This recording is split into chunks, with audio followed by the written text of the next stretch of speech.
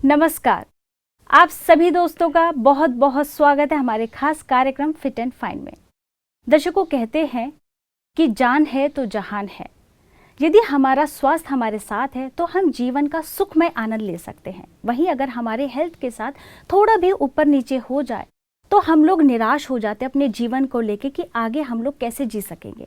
ऐसे मन में कई तरह के सवाल उठते होंगे कि कैसे हो पाएगा आगे। तो ऐसे ही सवालों के जवाब देने के लिए आज हमारे साथ हमारे स्टूडियो में मौजूद हैं माउंट आबू शांतिवन के RMM global hospital and trauma centre के कार्डियोलॉजी एंड मेडिसिन के डायरेक्टर डॉक्टर सतीश कुमार गुप्ता जी। आपको 2006 में हमारे भारत के पूर्व राष्ट्रपति डॉक्टर एपीजे अब्दुल कलाम जी द्वारा लाइफ टाइम अचीवमेंट अवार्ड से भी सम्मानित किया गया है। तो चलिए कार्यक्रम को आगे बढ़ाते हैं और डॉक्टर का स्वागत करते हैं। डॉक्टर जी, आपका बहुत बहुत स्वागत है। नमस्कार।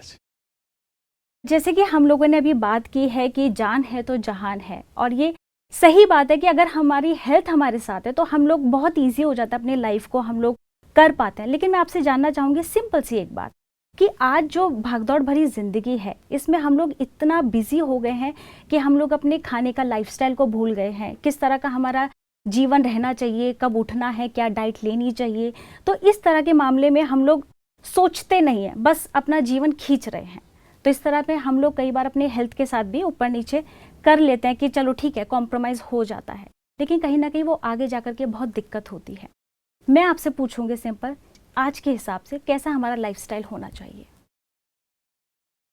बेसिकली जब हम आज की हेल्थ की बात कर रहे हैं या फिट एंड फाइन की बात कर रहे हैं, तो आज जो मैक्सिमम जो बीमारियां हैं वो हमारी लाइफस्टाइल डिजीज़ हैं, लाइफस्टाइल प्रॉब्लम्स हैं, जीवन शैली संबंधित बीमारियां हैं। चाहे वो हम ब्लड प्रेशर लें, डायबिटीज़ लें, या हार्ट की बीमारी, कैंसर, दमे की बीमारी हो, या इवन आपकी घुटने ख़राब हैं, नी जॉइंट प्रॉब्लम है, बैक प्रॉब्लम है, और या पेट की प्रॉब्लम्स हैं। मतलब मैं कहूँगा लगभग अबाउट 90% जो डिजीज़ हैं आज वो लाइफस्टाइल से रिलेटेड है। और लाइफ जितनी भी डिजीज़ हैं आज हम उसका परमानेंट इलाज मेडिकल साइंस के पास नहीं है। आप बिल्कुल उससे छुटकारा पा सकें। जैसे ब्लड प्रेशर है, हो गया तो हो गया, मतलब फॉर लाइफ लॉन्ग आपको दवाई खानी है। डायबिटीज़ होगी, डायबिटीज़ आपको सारी उम्र दवाई खानी है। कैंसर हो गया तो कैंसर की सारी उम्र आपको केयर करनी पड़ेगी। हार्ट डिजीज़ होगी तो हार्ट डिजीज़ का बाईपास कराने के बाद एंजियोप्लास्टी कराने के फिर दोबारा केयर करते ही रहना पड़ेगा। मतलब you are never out of the problem. ठीक है, तो उसकी जड़ जो है वो जीवन शैली है, हमारा गलत जीवन शैली है। बिल्कुल। आज हमारा जो लाइफस्टाइल है वो प्रेशर बेस्ड लाइफस्टाइल हो गया है। प्रेशर का अर्थ है कि हम लोग प्रेशर में जी रहे हैं। बिल्कुल। सुबह से उठते हैं, रात तक प्रेशर में ही जी रहे हैं, प्रेशर से भाग रहे हैं, दौड़ रहे हैं। हम लोग नाश्ते का टाइम हमारा नहीं है, प्रेशर के हिसाब से थोड़ा टाइम मिला उसमें हम अपने आप को स्क्वीज करके भोजन कर रहे हैं। लंच का भी टाइम नहीं है, लंच का टाइम भी नहीं है, फ्रूट्स का टाइम भी नहीं है, डिनर का टाइम भी नहीं है।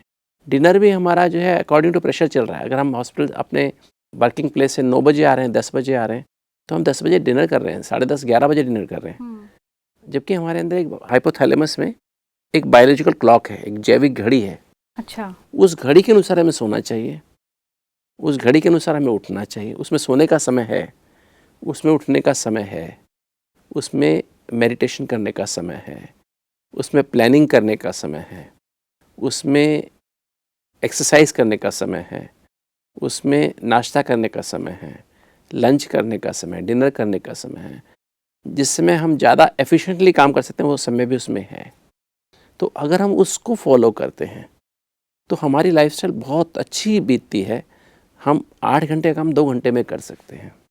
वही काम अगर हम रॉन्ग लाइफस्टाइल, अर्थात जब हम प्रेशर में आके करते हैं, मान लीजिए आप कोई काम करना है, आप instead of getting up early in the morning you get up late उठ के फिर वो काम करने की कोशिश कर रहे हैं, या लेट नाइट काम कर रहे हैं, तो आप 4 घंटा काम करेंगे तो भी उसका जो इफ़ेक्ट जो आपकी लाइफ में आएगा ना वो इतना इफेक्टिव नहीं होगा, आउटपुट इफेक्टिव नहीं होगी। और जबकि आप अर्ली मॉर्निंग पढ़ के उठ के अगर आधा घंटा वो काम करते हैं तो 4 घंटे वाला काम आधे घंटे में कर सकते हैं। लेकिन जिस तरह की आज का लाइफस्टाइल है, लोगों के पास टाइम नहीं है, बहुत जल्दबाजी में हर चीज़ करते हैं। कभी कभी जैसे कहते हैं कि मॉर्निंग उठना होता है तो लेट नाइट आते हैं तो मॉर्निंग जल्दी उठना नहीं हो पाता है।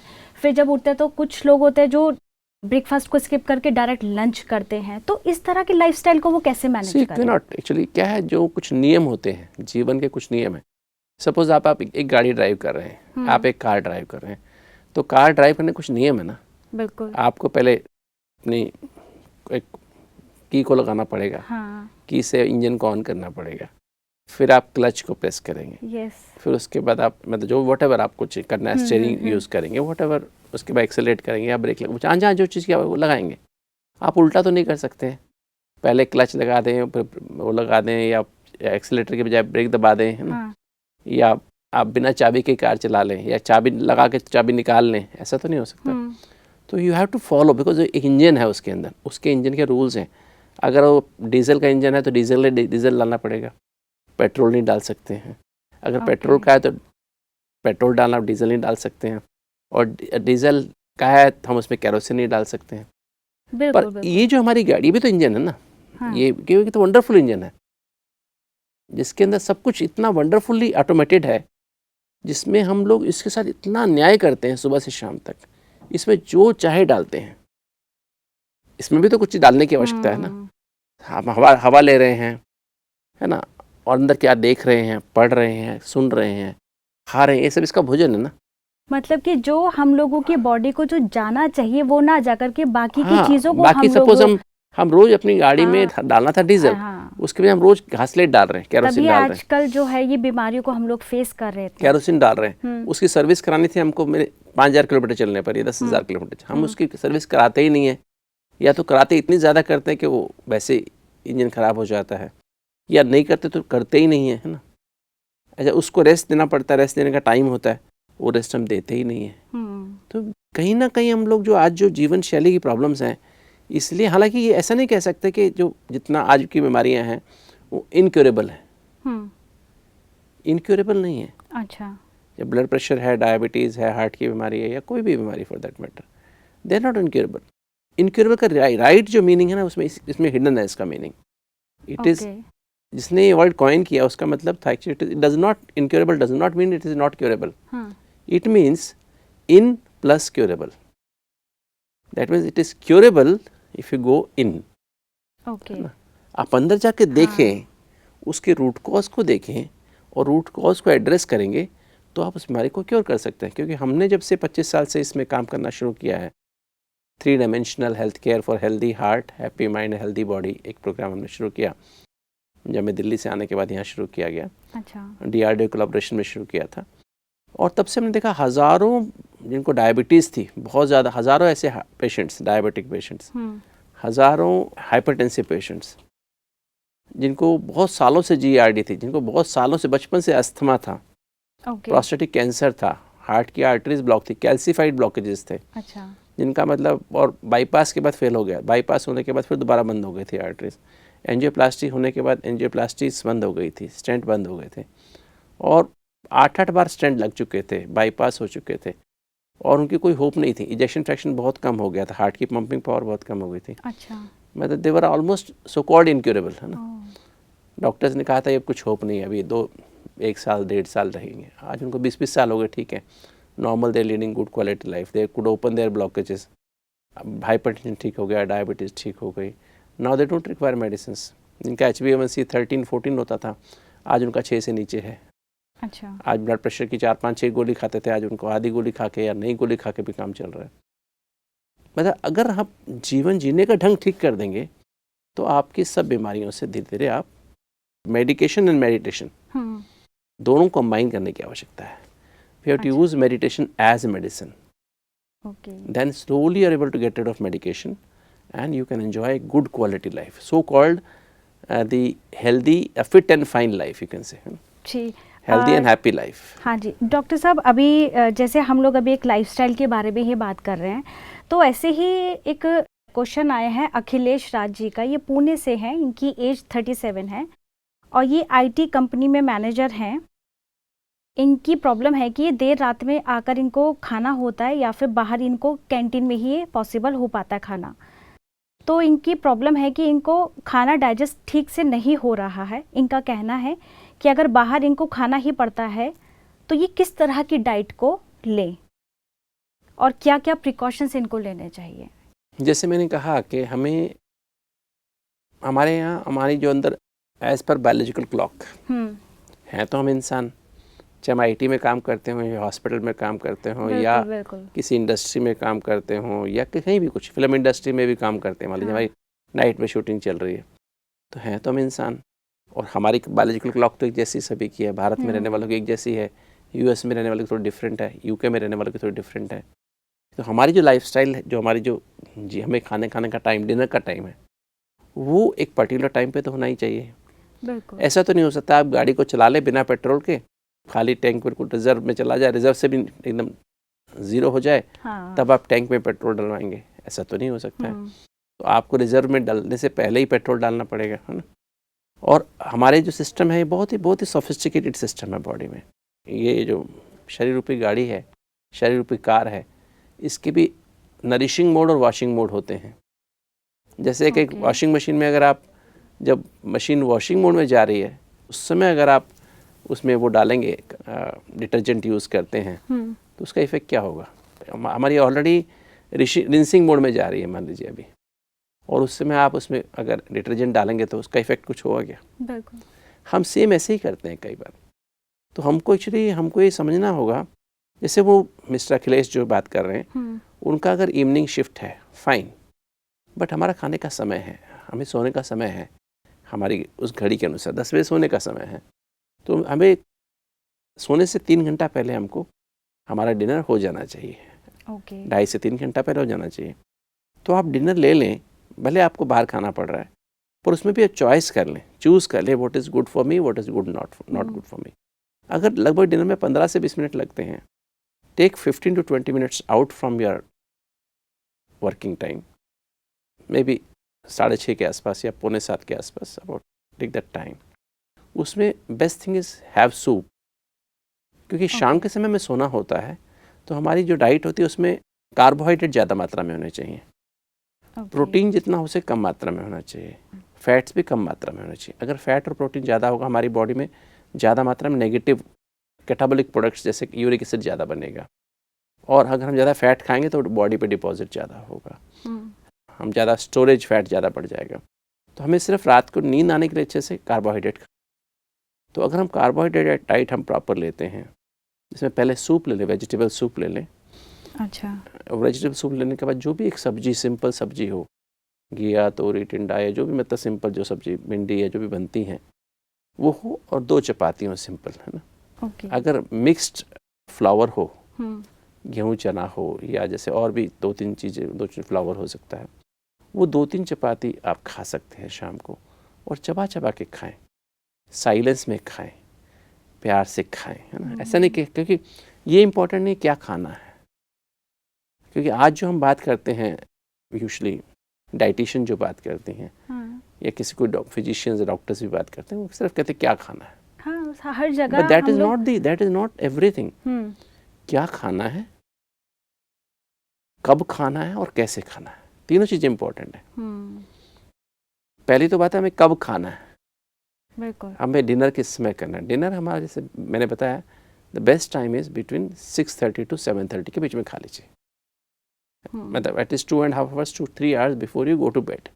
हमें 10 बजे सोना है, ये टाइम भी फिक्स है हमारी घड़ी के अनुसार, तो उसमें हमें सोना है। तो अगर आप डिनर टाइम पर खा लेते हैं, और उसमें कब खाना है, एक तो टाइम कब हो गया, क्या खाना है, हमें ज़्यादा हाई CHO डाइट खानी, हाई कार्बोहाइड्रेट खानी है उस समय, और उसमें भी रिफाइंड शुगर नहीं, कॉम्प्लेक्स शुगर्स खाने, मतलब कॉम्प्लेक्स कार्बोहाइड्रेट, जैसे हमने सूप पहले पिया, वेजिटेबल सूप पी लिया, उसके बाद उसमें लेमन हम अच्छी मात्रा में यूज़ कर सकते हैं। सब्जी कोई भी हम ऐसी सब्जी जो लाइट सब्जी हो, क्योंकि रात में तो बहुत गैसेस बनेंगे, आपको नींद अच्छी नहीं आएगी, तो वो आप सब्जी ले लीजिए, 2 या 3 चपाती ले लीजिए। अगर मिक्स्ड फ्लावर हो तो बहुत अच्छी बात है, कर लीजिए।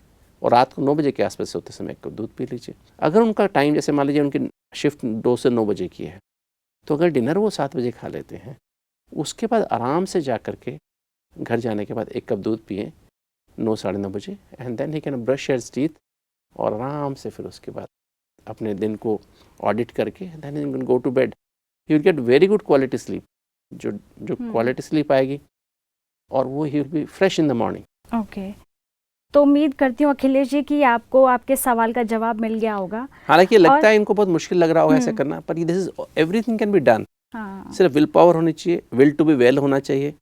हम इतनी सारी दवाइयाँ लें, डॉक्टर्स के 2-3 घंटे जाके बैठें, उनके अपॉइंटमेंट्स लें, उनकी कंसल्टेशन फीस दें, इसकी बजाय तो अच्छा है कि वो अपने आप को खुद ही ऐसे अपने आप को मॉडिफाई करें कि उनकी तबीयत अच्छी रहे, नींद अच्छी आए।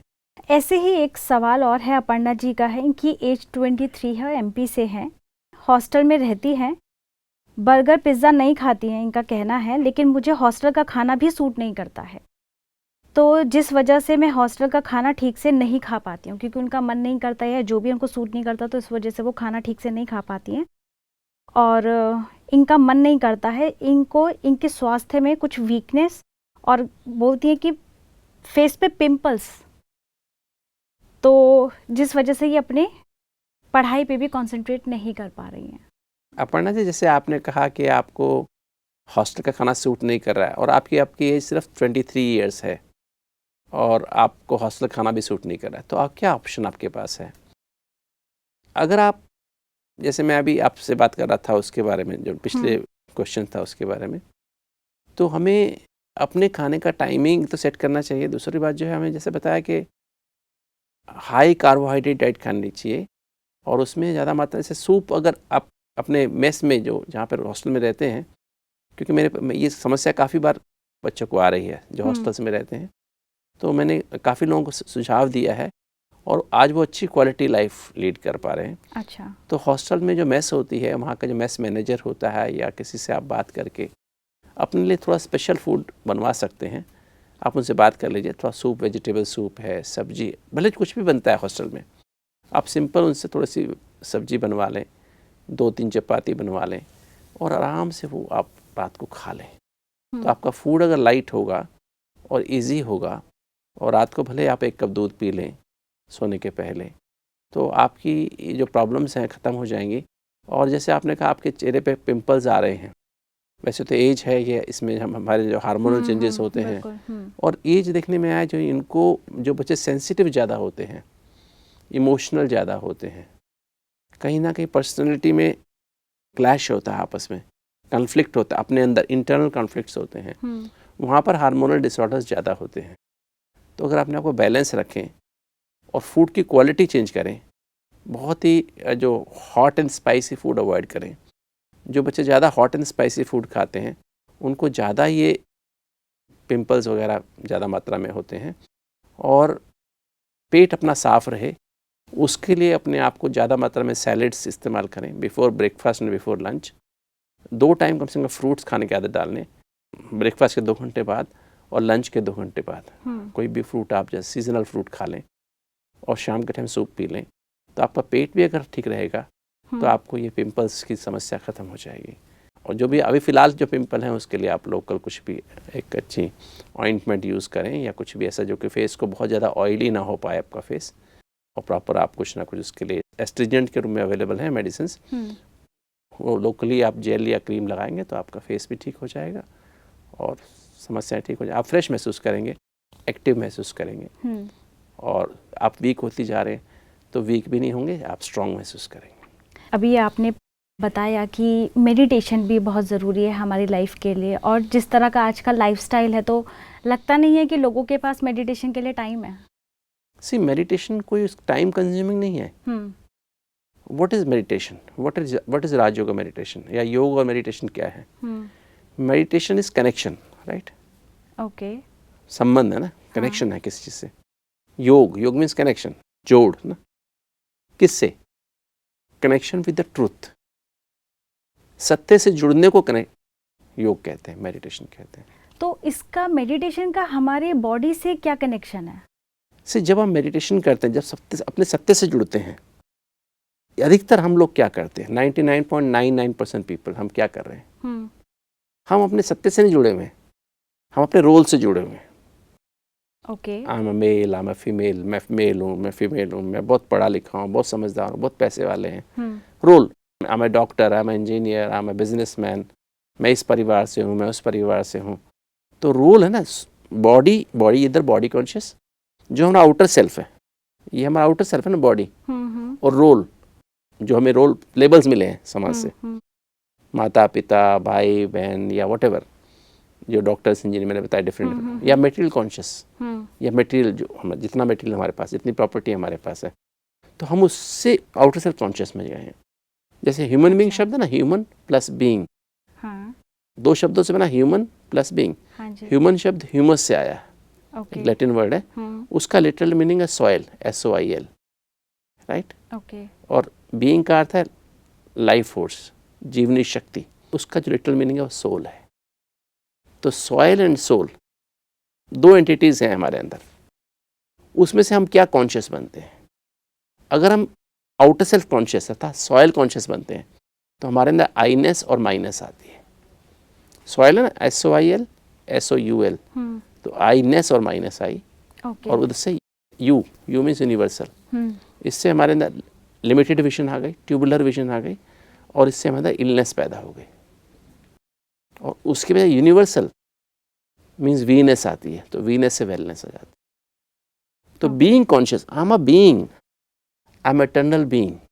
बॉडी कॉन्शियस होने में, रोल कॉन्शियस होने में क्या हो रहा है, हमारे अंदर अनस्टेबिलिटी आ रही है, हमारे अंदर इनसिक्योरिटी आ रही है, उससे हमारे अंदर स्ट्रेस पैदा हो रही है, उससे हमारा हार्मोनल ऑर्केस्ट्रा बिगड़ रहा है।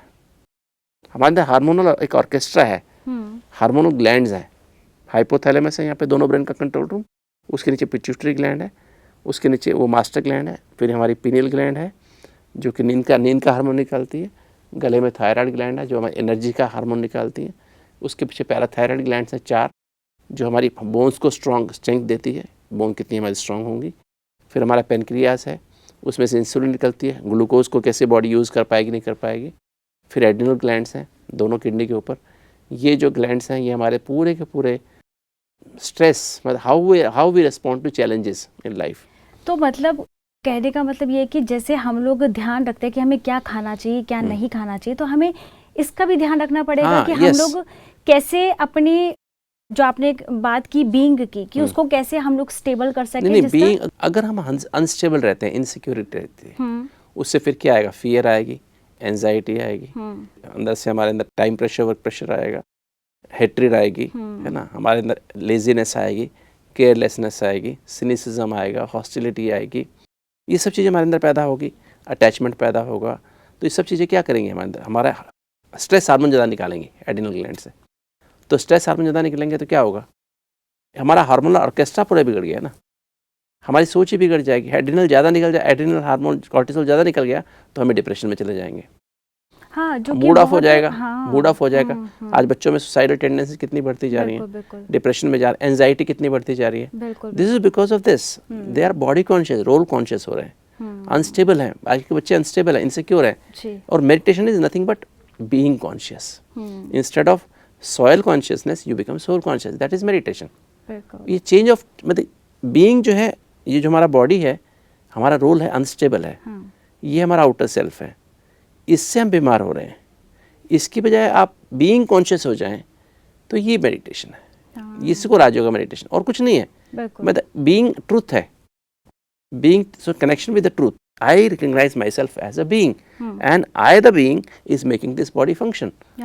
आज के जो यूथ के लिए ये बहुत ज़रूरी हो चुका है कि हम लोग पहले बाहरी दौर से, आज हम जिस तरह के दौर में आज हम जी रहे हैं, तो हम बाहर की चीज़ों से जुड़ चुके हैं, तो कहीं ना कहीं हम खुद को भूल गए हैं। जो कि आपने बताया जिस तरह से कि मेडिटेशन जब हम कनेक्शन जोड़ते हैं तो हम लोग अपनी कॉन्शियस से, सोल कॉन्शियस से उससे ऑटोमेटिक आपके अंदर पीस आएगी ना। हाँ, then you will start living in the present.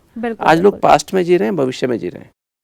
Past की साइकोलॉजिकल इमोशनल हर्ट्स में खोए हुए हैं या भविष्य की इनसिक्योरिटीज में खोए हुए हैं। जबकि अगर हम बीइंग कॉन्शियस मेडिटेशन करेंगे तो क्या होगा, हमारे अंदर पीस आएगी, we will start accepting, we will be in the present, right, we will be able to heal our past and future, और हम we start accepting people as they are, that is called as love, happiness, contentment आएगी, तो उससे happiness, peace, love and happiness आ जाएगी। और that means fit and fine, सभी के लिए बहुत ज़्यादा that means fit and fine ji. peace means fit, dis-ease, loss of ease, ease वापस आ गई, शांति वापस आ गई, happiness आ गई, that means fine हो गए, फिट एंड फाइन। डॉक्टर साहब, आपने बहुत सुंदर बात कही है कि किस तरह से हम लोग अपने आप को हेल्दी तो रख ही सकते हैं, और कैसे हम लोग जो फाइन वाली बात है कि हम लोग कैसे अपने आप को मेंटली भी स्ट्रॉन्ग कर सकते हैं और हैप्पीनेस, लव, पीस में भी रह सकते हैं। तो आपका बहुत बहुत शुक्रिया, और हमारे दर्शकों के साथ आप जुड़े, उनके सवालों के आपने जवाब दिए, उसके लिए आपका बहुत बहुत शुक्रिया। Thank you. तो दोस्तों, जिस तरह से हमने बात की कि किस तरह से हम लोग आज के जैसे ज़माने में हम लोग जी रहे हैं, ठीक है, हम लोगों के पास समय नहीं है, लेकिन इतना समय तो है कि हम लोग ये ध्यान रखें कि हमें क्या खाना है, क्या नहीं खाना है। सिर्फ 2 मिनट आप खुद के साथ जुड़िए, मेडिटेशन कीजिए, तो मे बी आप जो चाहते हैं वो आपको बहुत जल्दी ही प्राप्त हो जाएगा। फिर शायद आपके ये सवाल भी सब खत्म हो जाएंगे। आप ऐसे ही सदा मुस्कुराते रहिए, खुश रहिए और अपना ख्याल रखिए। इन्हीं शुभ भावनाओं के साथ अब मैं आपसे लेती हूँ विदा। नमस्कार।